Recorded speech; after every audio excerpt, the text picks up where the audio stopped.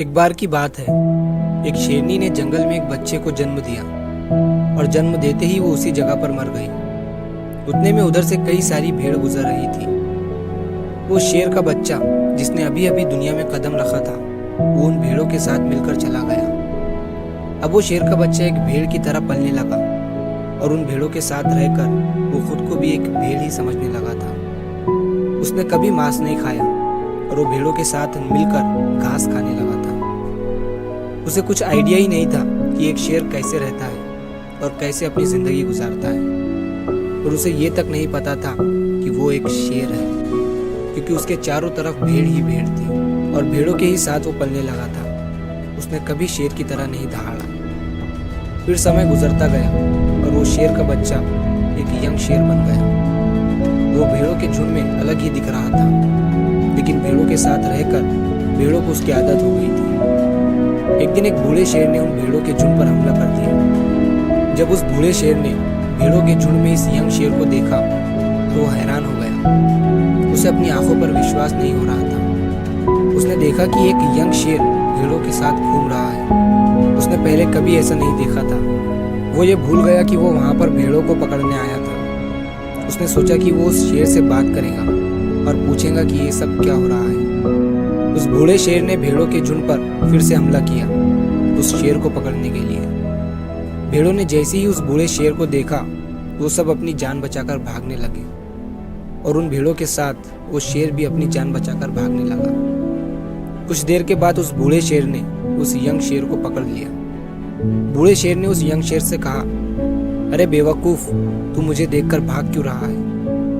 Young शेर ने रोते हुए कहा, प्लीज मुझे छोड़ दो, मैं एक साधारण सा भेड़ हूँ, मुझे जाने दो। वो उस बूढ़े शेर को देखकर एक भेड़ की तरह कांप रहा था। बूढ़ा शेर ये सुनकर हैरान हो गया और वो समझ गया कि यहाँ पर क्या हो रहा था। वो बूढ़ा शेर उस यंग शेर को एक नदी के पास लेकर गया। यंग शेर वहां से भागने की कोशिश कर रहा था, लेकिन बूढ़े शेर ने उसे नदी की तरफ धकेलते हुए कहा कि अपने आप को इस पानी में देखो। नदी का पानी पूरी तरह से शांत था। बूढ़े शेर ने यंग शेर से कहा कि अपने फेस को इस नदी में देखो और मेरे फेस को देखो। अपनी बॉडी को इस नदी में देखो और मेरी बॉडी को देखो। उस यंग शेर ने डरते हुए अपना फेस नदी में देखा, और जैसे ही उसने अपना फेस नदी में देखा तो वो हैरान हो गया। उसने देखा कि वो एक भेड़ की तरह नहीं बल्कि एक शेर की तरह दिखता है। वो रियलिटी को समझ गया कि वो एक भेड़ नहीं बल्कि एक शेर है, और एक सेकंड के अंदर ही उसने एक शेर की तरह दहाड़ा। उसकी दहाड़ सुनकर पूरा जंगल कांप गया।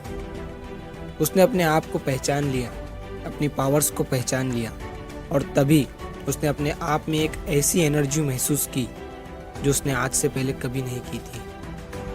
फिर उसने सोचा कि एक भेड़ की तरह जीना रियलिटी नहीं थी, वो सिर्फ एक मेंटली कंसेप्ट था, और अब वो रियलिटी को जान चुका था। इस कहानी से बहुत ही डीप मैसेज निकलकर सामने आता है।